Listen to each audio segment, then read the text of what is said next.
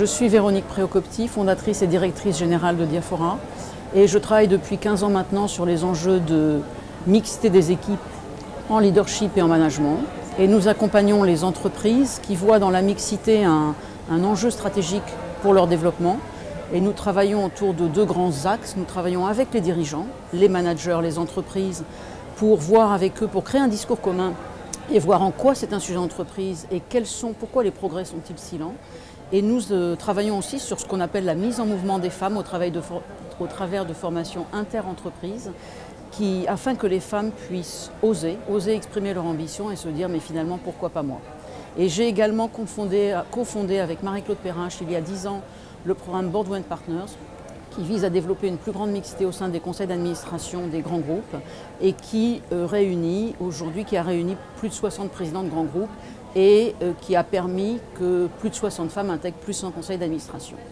Alors moi je suis ravie d'être ici ce soir au sein du réseau Agora Fonction pour partager d'abord nos convictions sur les enjeux de la mixité et notre expertise.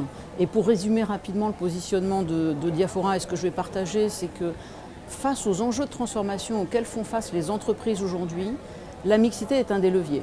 Ce n'est pas le seul, mais c'est un levier majeur et on considère qu'il serait vraiment très regrettable de s'en priver. Alors, enjeux de transformation en termes de leadership, en termes de talent, en termes de clients, en termes d'enjeux pour les jeunes, l'intégration des jeunes générations. Et puis on va partager aussi ce soir, j'espère, essayer de comprendre pourquoi les progrès sont si lents. Et pourquoi les progrès sont si lents? Alors c'est le diaphora. Diaphora, ça veut dire différence en grec. Le postulat, c'est que les femmes sont certes égales, mais pas tout à fait pareilles. Et que si on n'est pas conscient de ces différences, elles peuvent avoir un impact sur la carrière.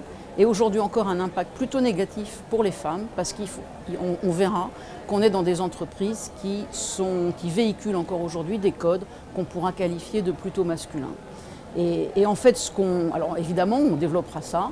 Et ce qu'on verra aussi, c'est que depuis 15 ans, il y a beaucoup d'actions qui ont été faites.